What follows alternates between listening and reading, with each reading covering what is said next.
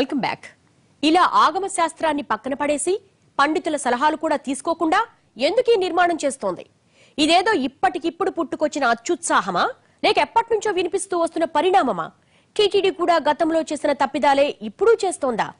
ఆగమ శాస్త్రాన్ని పట్టించుకోనంత స్థాయికి అధికారులు ఎందుకొచ్చారు? ఈ నిర్మాణాలకు దారితీసిన పరిణామాలేంటి?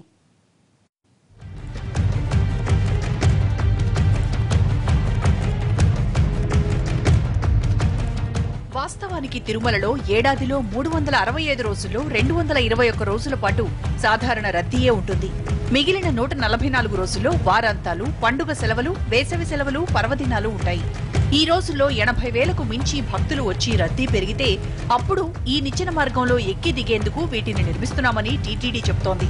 కానీ ఇదే విషయంలో గతంలో కూడా ఆగమ పండితులు చాలాసార్లు అభ్యంతరాలు చెప్పడంతో అప్పట్లో చాలాసార్లు ఈ నిర్మాణాలు ఆగిపోయాయి.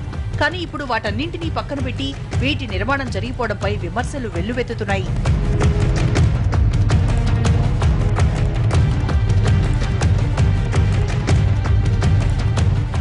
తిరుమల ప్రాకారం మీదుగా మెట్ల నిర్మాణం ఇప్పుడే కొత్తగా వచ్చిన ఆలోచన కాదు. 10 ఏళ్ల కిందట 2007లో భూమన కరుణాకర్ రెడ్డి టీటీడీ చైర్మన్ గా ఉన్నప్పుడు ఇదే ప్రపోజల్ వచ్చింది. అప్పట్లో చెక్కతో మెట్లు కూడా ఏర్పాటు చేశారు. కానీ అప్పట్లో ఆగమ పండితులు దాన్ని తీవ్ర స్థాయిలో వ్యతిరేకించడంతో రోజు తిరగకుండానే ఆ మెట్లను తొలగించారు. ఇప్పుడు మళ్లీ అశోక్ సింఘాల్ అదే మెట్లను ఇనుముతో చేయించి ఏర్పాటు చేస్తున్నారు. ఇదొక్కటే కాదు, తిరుమల ఆలయ పరిధిలో అధికారులు తీసుకున్న ఎన్నో నిర్ణయాలన్నీ ఆగమ శాస్త్ర పండితులు వ్యతిరేకిస్తూ వచ్చారు.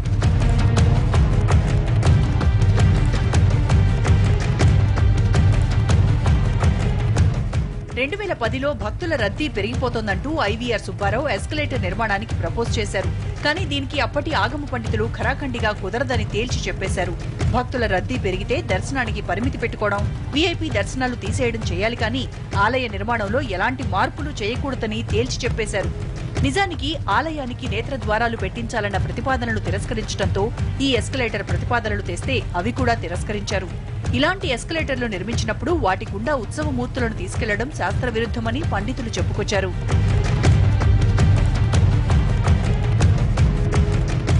ఇక 2012లో తిరుమల హుండీలో వేసే నాణేలను పరకామణి నుంచి శ్రీవారి వెనక నుంచి తీసుకెళ్లాలన్న ప్రపోజల్ వచ్చినప్పుడు కూడా దాన్ని తిరస్కరించారు. ఈ విధానంపై అప్పటి ఈవో వెంకటరత్నం స్టడీ చేసి ప్రపోజల్స్ ఇస్తే అప్పటి ఇంజనీర్లు కూడా దాన్ని తిరస్కరించారు. ఆ తర్వాత తిరుమలలో రోప్ వే నిర్మాణానికి చేసిన ప్రతిపాదనలు కూడా ఇలా తిరస్కరణకు గురయ్యాయి.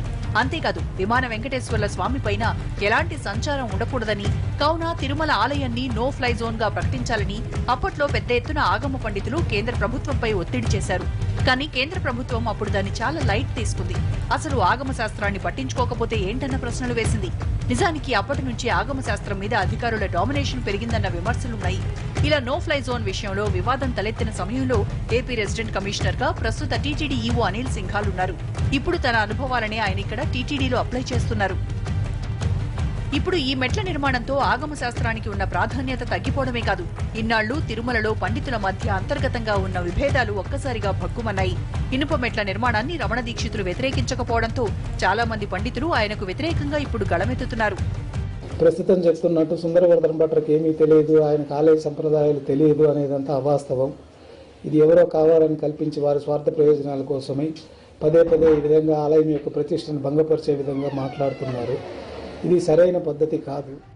ఇలా భక్తుల రద్దీని దృష్టిలో ఉంచుకుని ఆలయంలో ఎలాంటి నిర్మాణాలు చేపట్టొద్దన్నది ఎప్పటి నుంచో ఆగమ పండితులు చెప్తున్న మాట. స్వామివారి కానుకలతో భక్తులు ప్రవేశించే మార్గం ద్వారానే వాళ్లను ఆలయం బయటకు కూడా పంపాలి. గతంలో కూడా ప్రాకారం మీదుగా ఇలాగే చెక్కమెట్ల మార్గంలో భక్తులను తరలించే ప్రయత్నం చేయడంతో దోషం తలెత్తిందన్న విమర్శలున్నాయి. తిరుమలలో జరిగిన అగ్ని ప్రమాదాలకు ఆగమ శాస్త్ర నిబంధనలను పట్టించుకోకపోవడమే కారణమని విశాఖ శారదా పీఠాధిపతి ఆగ్రహం వ్యక్తం చేయడంతో ఆ ప్రయత్నాలకు అప్పట్లో బ్రేకులు పడ్డాయి. కానీ ఇప్పుడు వైఖానస ఆగమ శాస్త్రాన్ని పట్టించుకోకుండా, పీఠాధిపతులతో సంప్రదించకుండా టీటీడీ ఇలా ఏకపక్షంగా నిర్మాణాలు చేపట్టడంపై సర్వత్రా విమర్శలు వినిపిస్తున్నాయి.